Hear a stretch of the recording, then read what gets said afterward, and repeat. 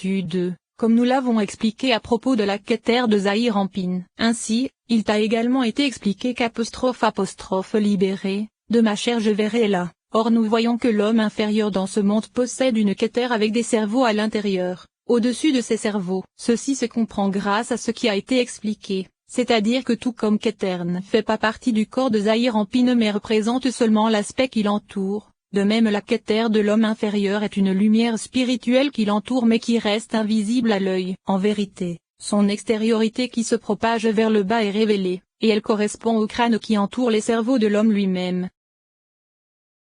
Commentaire. Keter a la valeur numérique de 3 fois le mot or, et le secret du mot or provient du mot avir. Or avir c'est, la valeur numérique, 216 qui correspond à 3 ab. Il se trouve que Keter se réfère à 9 fois ab, et avec le kol l'on obtient 10 fois ab contenu dans Keter, et ils devinrent la neshama se trouvant dans Keter, c'est-à-dire or. Or tu sais déjà que Keter correspond à l'aspect de la lumière environnante. Troisième paragraphe. Nous allons maintenant expliquer comment cette Keter apparut à partir de la moitié inférieure de Tiferet et à partir des nouvelles Netzah, Od et Yesod de Tebuna. Et nous allons expliquer ce qu'il est dit plus haut, c'est-à-dire qu'il m'a descendu et s'abaissa pour devenir une couronne sur sa tête. Or si ce qui vient d'être mentionné est correct, elle n'avait pas besoin de s'abaisser. Cependant, cela signifie que le principe de l'aspect de la Keter de Zahir-Anpin ne correspond qu'à la moitié inférieure de la Tiferet de Tebuna. Celle-ci résidant précisément au-dessus de ces cerveaux appelés Zokma, Bina et Da'at. En effet, nous avons expliqué que Keter ne correspond qu'à une seule séphira et qu'elle ne se divise pas en 3 axes. Ainsi, il est impossible que les nouvelles Netzah, Od et Yesod qui se divisent en 3 axes correspondent également à la Keter de Zahir-Anpin. Cependant, il faut comprendre ce qui apparut à partir des nouvelles Netzah, Od et Yesod qui séparèrent la moitié de Tiferet de la tête de Zahir-Anpin.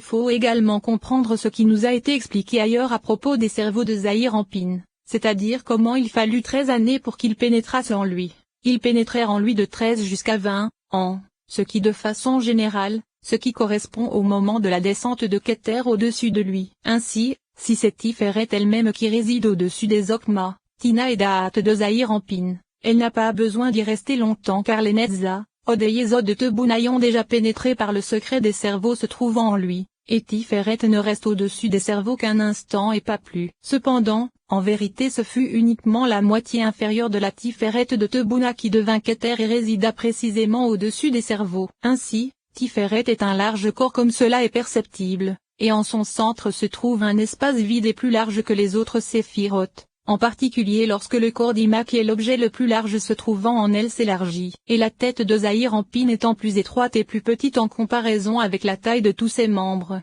en particulier parce que l'un correspond à l'aspect de la mère et l'autre à celui de son fils plus petit. Lorsque cette moitié de Tiferet réside au-dessus de la tête de Zahir-Anpin sa tête pénètre assurément en elle, et tous ses cerveaux sont entourés et couronnés par la moitié de cette Tiferet. Ainsi, elle possède une plus grande taille dont une extrémité reste en haut alors que son autre extrémité descend et entoure les cerveaux de Zahir-Anpin. En vérité, les nouvelles Netzah, Od et Yesod de Tebuna ne pénétrèrent pas au sein de l'intériorité de Zahir-Anpin comme ce fut le cas des premières Netzah, Od et Yesod. Cependant, elles s'incurvèrent, se propagèrent et descendirent à l'arrière de Zahir-Anpin, tout comme un grand homme se courberait et s'appuierait sur la tête d'un homme de petite taille se tenant devant lui, le dos du plus petit étant dirigé vers la face du plus grand. Ainsi, l'homme le plus grand se pencherait et placerait la partie de son corps correspondant à l'emplacement de son nombril au-dessus de la tête de l'homme de petite taille, ses jambes étant appuyées sur le dos de l'homme de petite taille. Il se trouve que la tête de l'homme de grande taille ainsi que la moitié supérieure de son corps serait inclinée et reposerait sur la tête de l'homme de petite taille,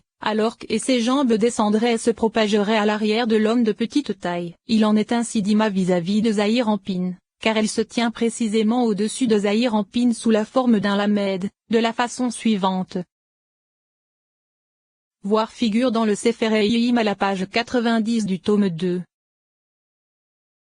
Il se trouve que la moitié inférieure de la Tiferet de Tebuna est courbée au-dessus de la tête de Zahir-Anpin, à l'image de Keter au-dessus des cerveaux de Zahir-Anpin, et les jambes d'Ima qui sont les nouvelles Netzah, Od et Yesod descendent et s'appuient sur le dos de Zahir-Anpin de telle façon que la Tiferet de Tebuna se retrouve elle-même attachée au-dessus des cerveaux de Zahir-Anpin en devenant pour lui une couronne. Ainsi, Tout cela descend à l'arrière de Zahir Anpin car les nouvelles Netzah, Od et Yesod descendent et se propagent pour que Tiferet conserve l'aspect de la couronne attachée au-dessus des cerveaux. Et elles nécessitent un certain temps pour descendre comme cela nous a été expliqué à propos de l'écoulement des 13 années de la croissance de Zahir Anpin. Il se trouve que la Keter de Zahir Anpin n'est pas attachée en une seule entité avec les Netzah, Od et Yesod qui pénétrèrent à l'intérieur de Zahir Anpin, mais elle constitue un seul corps avec les nouvelles Netzah, Od et Yesod qui descendirent à l'arrière de Zahir Anpin. Grâce à cela tu comprendras ce qui nous a été expliqué ailleurs, c'est-à-dire que l'axe central de Zahir Anpin descend parfois jusqu'en bas,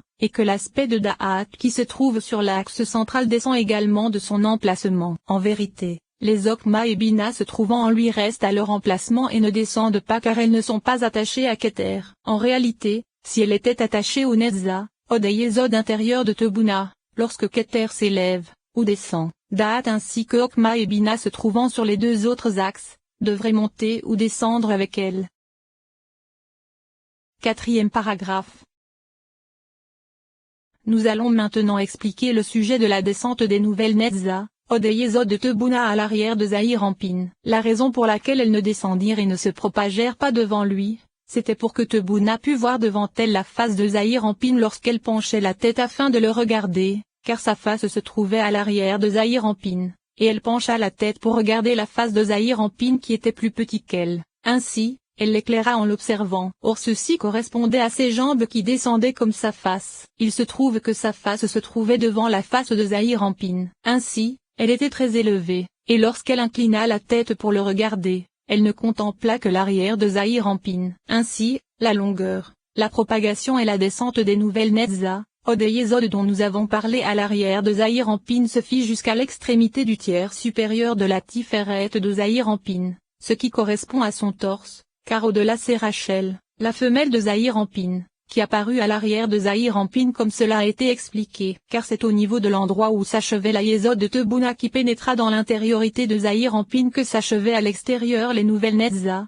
Od et Yesod de Tebuna. Et bien que la taille des nouvelles Netzah, Od et Yesod de Tebuna fut identique à celle des premières Netzah, Od et Yesod, la propagation, des premières, qui se fit à l'intérieur et en ligne droite n'était pas identique à celle des extérieurs qui se fit de façon courbe à l'arrière de Zahir Anpin. C'est pourquoi les premières Netzah, Od et Yesod qui avaient pénétré à l'intérieur de Zahir Anpin se propagèrent jusqu'à l'extrémité des pieds de Zahir Anpin, alors que les nouvelles Netzah, Od et Yesod qui étaient recourbées vers l'arrière n'atteignaient que le torse. Ainsi, c'est grâce à la propagation de ces nouvelles Netzah, Od et Yesod à l'arrière de Zahir Anpin, jusqu'au niveau du torse, que le dos de Zahir Anpin fut recouvert et que les forces extérieures ainsi que les jugements ne gouvernèrent pas sur ce dos supérieur de Zahir Anpin. Sache que tous les aspects de cette blancheur se trouvant à l'arrière de Zahir Anpin, ainsi que toute la blancheur de l'arrière de son corps et de ses épaules, correspond à l'aspect des jambes d'Ima, et ceci correspond de façon générale à l'aspect de sa Keter qui entoure Zahir Anpin de telle façon que toute cette blancheur dont il est dit dans Vidra qu'elle se trouvait au-dessus du crâne,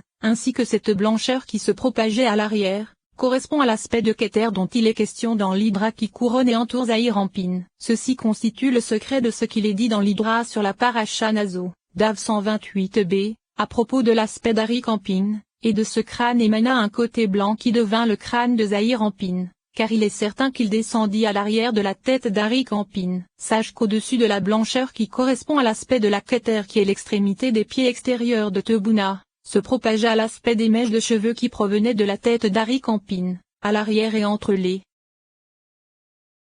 commentaires. Ceci provenait également de l'aspect d'Arik Anpin de Zahir Anpin, ce qui correspond à la tête de Zahir Anpin. Deux épaules comme cela est dit dans l'Hydra en Dav 129b, et elle se propagea également jusqu'au torse de Zahir Anpin afin de recouvrir la Keter blanche exposée qui se trouvait là. C'est pourquoi les mèches de cheveux se propagèrent à l'arrière de Zahir Anpin. Mais il existe une seconde raison à cela, car ceci avait pour objectif de ne pas recouvrir la face de Zahir Anpin. C'est pourquoi elle se propagea à l'arrière. Sache qu'il a été expliqué que les mèches de cheveux revêtent cette blancheur correspondant aux nouvelles Netzah, Od et Yesod. Ainsi, au-dessous de cette blancheur apparut Léa, la femme de Jacob, à l'arrière de Zahir Anpin et en deçà de sa moitié. Et elle s'achevait également au niveau du torse car Léa apparut immédiatement après l'emplacement de la Da'at de Zahir Anpin, à l'arrière, comme nous le savons. Et lorsque les cerveaux pénétrèrent à l'intérieur de Zahir Anpin, l'aspect de Léa apparut immédiatement après à l'arrière. Lorsque Keter se plaça au-dessus de la tête de Zahir-Anpin, elle se propagea également jusqu'au torse comme cela était indiqué, et elle recouvrit Léa qui se tenait là, la face tournée vers le dos de Zahir-Anpin. Ainsi, Keter revêtit le dos de Léa, et c'est grâce à cela que les forces extérieures ne gouvernent pas sur son dos. Pour cette blancheur adoucit également les guéburotes et les jugements sévères se trouvant à l'arrière de Léa. C'est la raison pour laquelle le Zohar appelle Léa le monde recouvert. Cependant, Rachel qui apparut après l'extrémité de cette Keter, c'est-à-dire en deçà du torse, est appelée monde révélé. Ainsi, l'extrémité de cette Keter correspondant aux nouvelles Netzah, Od et Yesod de Tebuna atteint la tête de Rachel, et c'est à partir de son extrémité qu'apparut la Keter de Rachel, la Noukba de Zahir-Anpin. Ainsi, tu comprendras pourquoi dans l'Hydra Zuta et dans l'Hydra Rabba il n'est question que de la Noukba inférieure, soit Rachel qui apparaît entre les deux bras de Zahir-Anpin, dans son dos, alors que Léa qui correspond au monde recouvert n'est pas mentionnée car elle est incluse et prise en compte dans l'ensemble de la Keter de Rachel, et c'est comme si elle devenait elle-même l'aspect de la Keter de Rachel pour les raisons que nous venons de mentionner. Grâce à cela tu comprendras ce que nos maîtres de mémoire bénis ont dit. La lune dit au Saint béni soit-il, maître du monde. Est-il possible pour deux rois d'utiliser la même couronne? Ceci signifie que la Tiferet de Tebuna grandit elle-même pour donner naissance aux nouvelles Netzah, Od et Yesod comme cela a été indiqué, son extrémité correspondant à la Keter de Rachel appelée lune. De cette façon,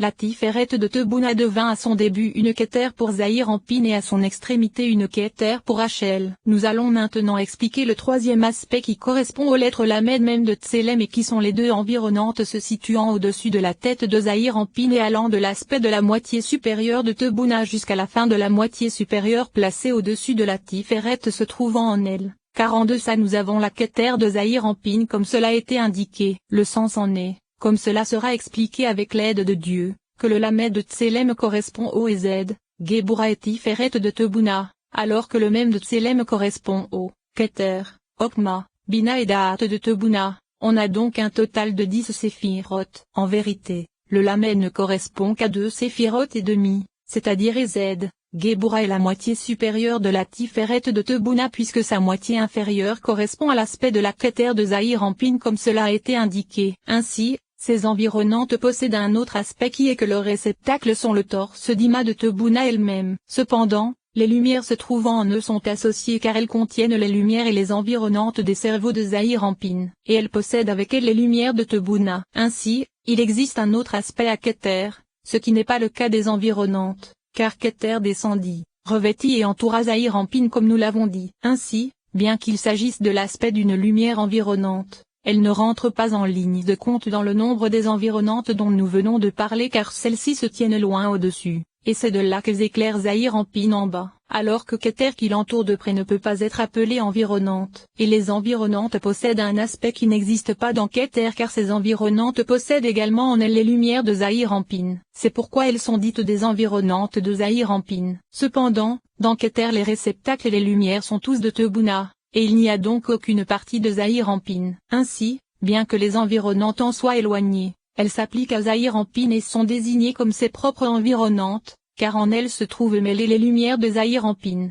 et sans cela elles ne s'appliqueraient en aucune façon à Zahir-Anpin. Mais ceci n'est pas le cas de Keter, car bien qu'elle soit totalement de Tebuna elle est attachée à Zahir-Anpin et se trouve désignée comme sa propre Keter. Il se trouve que la règle se dégageant de tout cela c'est qu'il existe 3 aspects. Le premier ce sont les cerveaux de Zahir-Anpin dont les lumières sont les siennes à lui et les réceptacles ceux de Tebuna. Dans le cas de la Keter de Zahir-Anpin les lumières et les réceptacles sont uniquement de Tebuna, et dans le cas des environnantes de Zahir-Anpin, les réceptacles sont de Tebuna et les lumières un mélange de lumière de Tebuna et de lumière de Zahir-Anpin. Il me semble que la finalité de tout cela c'est que Bina et Tebuna sont le Samek et le même, et Tebuna est le même de la Malkout de Bina qui va de son torse jusqu'à son extrémité. C'est pourquoi elle est appelée même. En vérité, cette Malkout de Tebuna contient également 10 séphiroth.